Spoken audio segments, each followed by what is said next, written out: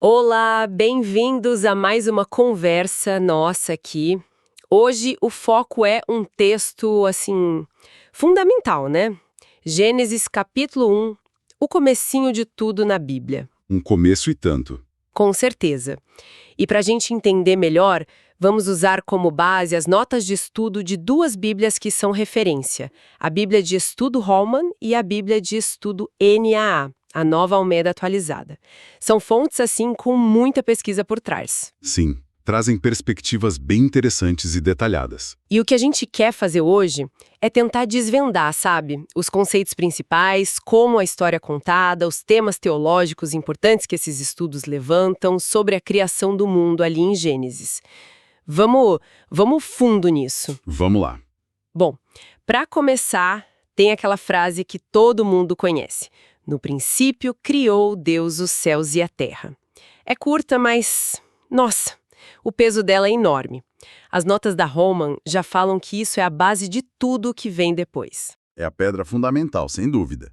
E olha que interessante, o verbo hebraico usado aí, o bará, que a gente traduz como criou, ele é bem particular. Particular como? Tanto a Holman quanto a NA apontam que na Bíblia esse verbo é usado quase que só para quando Deus cria algo. É uma ação divina por excelência. Isso já dá um peso teológico muito grande. Entendi. Então não é um simples fazer, como a gente faz coisas. Exatamente. A ideia mais forte que as notas sugerem é a da criação ex nihilo, ou seja, do nada, que Deus não precisou de matéria antes para começar tudo.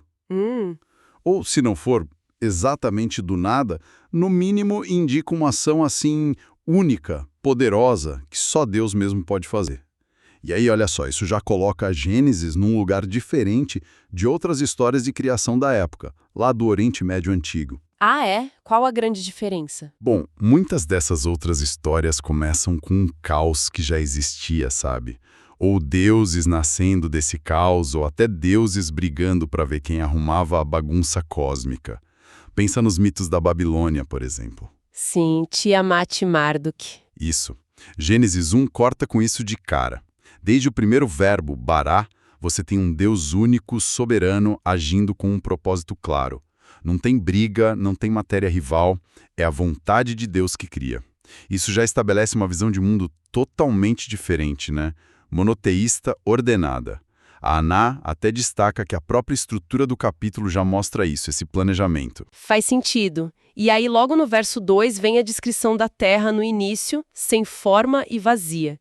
Aquele hebraico famoso, Tohu Uabohu. Sim, Tohu Uabohu. Coberta de escuridão sobre um abismo, o Terrum. E o Espírito de Deus pairando sobre as águas.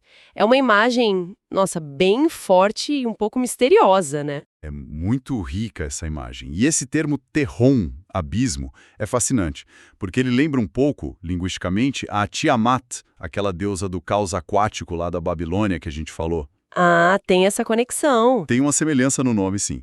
Mas aí que está a sacada teológica de Gênesis que Aná ressalta. O Terron, aqui, não é uma deusa inimiga.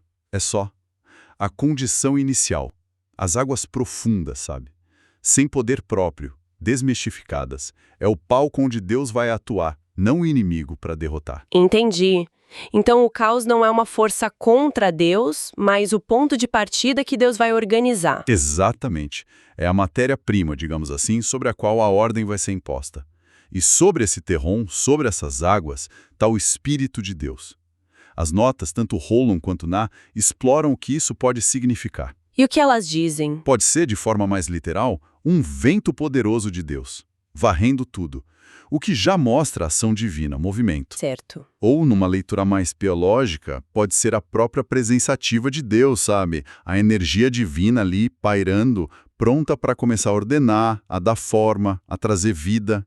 É como se Deus estivesse preparando o terreno. E essa preparação leva àquela estrutura super conhecida dos 6 dias da criação. Tem um ritmo bem marcado ali, né? As fontes destacam isso. Tem, sim, a estrutura é muito clara, muito intencional. É quase um padrão. Deus fala, disse Deus, haja. Aí a coisa acontece, e assim se fez, aí Deus avalia. E viu Deus que era bom. E o tempo é marcado. Houve tarde e manhã o dia primeiro, o dia segundo. Repete, repete, isso dá um ar quase de liturgia, de ordem. Mas e a questão dos dias? Sempre tem aquela discussão. São dias de 24 horas mesmo? São eras? O que as notas de estudo dizem sobre isso? Elas abordam sim, e apresentam as visões principais que existem há muito tempo. Tem quem entenda como dias literais, 24 horas. Aham. Tem quem veja a palavra dia, yom, em hebraico, como podendo significar um período mais longo, uma era geológica, talvez. E tem também a interpretação de que os 6 dias são, na verdade, uma estrutura literária. Uma estrutura literária? Como assim? Um jeito de organizar a história da criação por tema, sabe? Sem a preocupação principal de ser uma linha do tempo científica. Seria um recurso do autor para apresentar a obra de Deus de forma ordenada e teológica. Entendi. Então, para essas fontes, o mais importante não seria quanto tempo durou cada dia. Parece que o consenso nas notas é que, não importa qual a interpretação da duração, a mensagem central é a mesma. Deus é o Criador, ele fez tudo com intenção, de forma ordenada, e o que ele fez era originalmente bom. O foco é mais no quem criou e por que criou, do que no como em termos científicos, se entende? Sim, faz sentido. E tem mais uma coisa legal na estrutura que a NEA aponta, uma simetria. Os dias 1, 2 e 3 criam os espaços, luz e trevas, céu e águas, terra seca e mares. E os dias 4, 5 e 6 enchem esses espaços, com os astros, com as aves e peixes, com os animais e o ser humano. É um esquema de formar e preencher. Bem pensado, né? Nossa, muito interessante essa ideia de formar e preencher. Nunca tinha parado para pensar assim. Vamos ver alguns pontos específicos. No dia 1, Deus diz: haja luz, e a luz aparece, separada das trevas. E o curioso, que as fontes destacam, é que isso acontece antes de Deus criar o Sol e a Lua, lá no dia 4. Exato. E isso, teologicamente, muito forte. Mostra que a fonte primeira da luz da ordem, separar luz e trevas, é o próprio Deus. A luz não depende do Sol. O Sol, a Lua vão ser criados depois, como portadores dessa luz, marcadores do tempo dentro da ordem que Deus já estabeleceu. Entendi. Deus é a fonte, os outros são instrumentos. Perfeito. Aí no dia 3, depois de separar a terra seca das águas, vem a ordem para a terra produzir vegetação, plantas, árvores, e o texto fica repetindo segundo a sua espécie. O que isso quer dizer? Essa repetição segundo a sua espécie é vista nas notas da Holman e da NAA como um sinal dessa ordem detalhada de Deus. Não é só vida de forma genérica, são tipos diferentes de vida, cada um com o seu potencial de se reproduzir dado por Deus. Isso garante a continuidade, a diversidade dentro da ordem, mostra planejamento, propósito em cada detalhe. Legal. Aí vem o dia 4. Sol, lua, estrelas. E a descrição é curiosa mesmo. São chamadas de luzeiros para marcar o tempo, as estações. Olha, esse ponto é chave. As duas Bíblias de estudo dão muita ênfase nisso. No mundo antigo, os vizinhos de Israel adoravam o sol, a lua, as estrelas como deuses. Achavam que eles controlavam tudo. Sim, era comum. Gênesis 1 faz o contrário. Dá uma rebaixada neles. Eles não são deuses. São criaturas. São só luzeiros. Tipo lâmpadas no céu, sabe? Instrumentos que Deus criou para servir a um propósito. Na Terra. Marcar o tempo, basicamente. É quase uma provocação contra a idolatria da época, então. Totalmente. É uma polêmica teológica direta.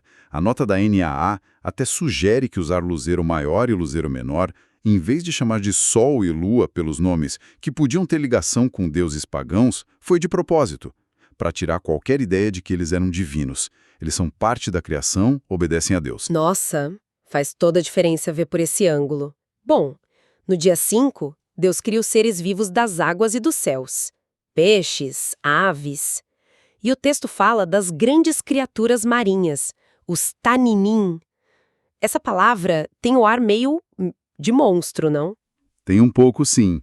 Taninim pode ser traduzido como monstros marinhos, serpentes gigantes, baleias.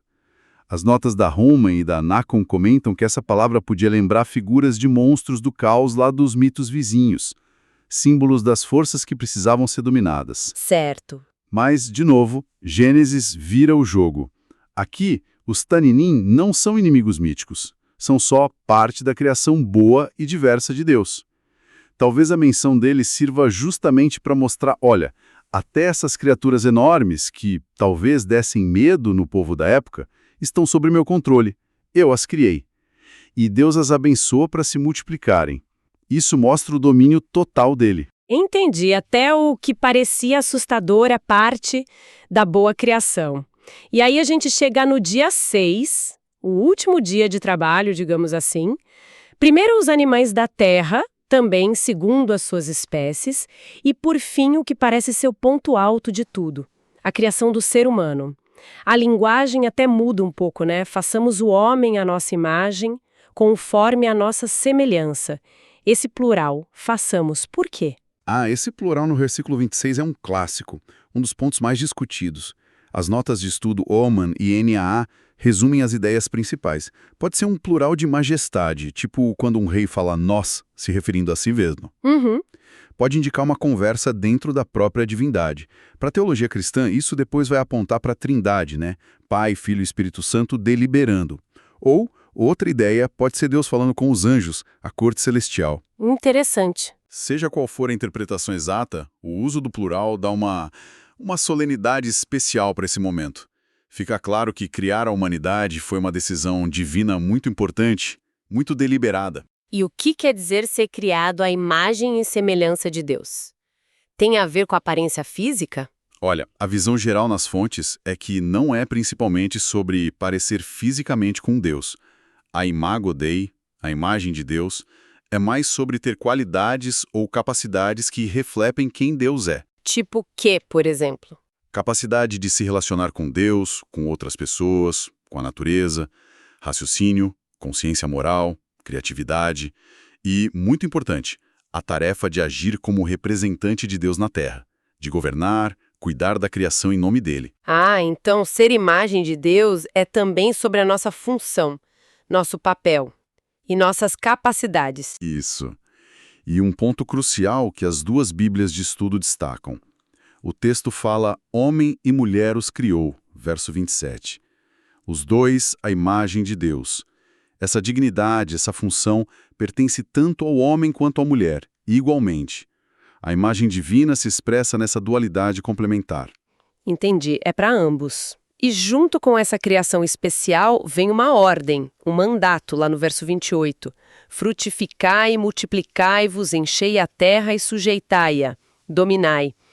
Essas palavras sujeitar, dominar, soam meio fortes hoje, né? Como as notas interpretam isso? É uma ótima pergunta. As notas da Roman e da NAI têm o cuidado de explicar isso bem. Num contexto em que Deus acabou de declarar tudo muito bom, esse dominar, hadarra, e sujeitar, kabash, não são para serem entendidos como pode explorar todo, destruir o meio ambiente. Não é carta branca para exploração, então. Não, pelo contrário. A interpretação é que é um chamado para cuidar com responsabilidade, ser um bom mordomo, administrar, cultivar, desenvolver o potencial da criação, mas como um representante fiel de Deus, refletindo o jeito dele de cuidar e governar. É uma responsabilidade, entende? Não um direito de abusar. Como cuidar de um jardim que foi entregue a nós. Exatamente. E tem um detalhe interessante que reforça essa ideia de harmonia original que as notas apontam. Nos versos 29 e 30, a comida designada por Deus, tanto para os humanos quanto para os animais, era só planta. Vegetariana. Sério? Todo mundo era vegetariano no começo? Pelo texto, sim. Isso sugere um estado inicial de paz, sem violência entre as criaturas, nem para alimentação. Interessante. E depois de criar o ser humano, terminando a obra dos 6 dias, vem a avaliação final de Deus, no verso 31. Antes era só bom, né? Agora, olhando para tudo, a coisa muda. E para melhor. A avaliação final é o clímax. Viu Deus tudo quanto fizera, e eis que era muito bom. Esse muito bom em hebraico é tov meod. Não é só um pouquinho melhor que bom. Indica que tudo estava perfeito, completo, harmonioso, lindo. tudo no seu lugar, funcionando como Deus planejou. Uau! A criação inteira, com a humanidade como ponto culminante, portadora da imagem divina, estava em estado de perfeição. Esse muito bom define o padrão original, o ideal, antes de qualquer problema que vai aparecer depois lá em Gênesis 3. É a satisfação total do artista divino com a sua obra-prima. Então, resumindo o que a gente viu a partir dessas notas de Gênesis 1, fica muito forte a imagem de um Deus único, que age com poder, com intenção clara, né, trazendo ordem, beleza a partir do nada ou do que estava desorganizado, e uma visão muito alta do ser humano, criado de um jeito especial, ligado a Deus, com essa tarefa de cuidar do mundo. Sem dúvida. Um Deus que é transcendente, está acima de tudo, mas ao mesmo tempo está perto, agindo na criação. E a humanidade ali numa posição única, né? Como uma ponte entre Deus e o resto do mundo criado. É uma visão bem impactante. E sabe, talvez uma coisa para a gente ficar pensando, que essa leitura deixa, vem daquela repetição, segundo a sua espécie. O texto dá tanta ênfase na ordem, na estrutura, os dias, as separações, mas também na diversidade dentro dessa ordem, as muitas espécies. Ordem e diversidade juntas. Exato. Essa combinação que Deus estabeleceu lá no princípio, será que ela não continua sendo fundamental para a gente pensar como essa tensão e essa harmonia entre estrutura e variedade, entre ordem e liberdade, molda não só a natureza, mas talvez toda a experiência humana, nossas sociedades, nossa arte, nossa ciência? É uma pergunta que fica ecoando, né? Desse comecinho de tudo. Algo para a gente continuar mastigando.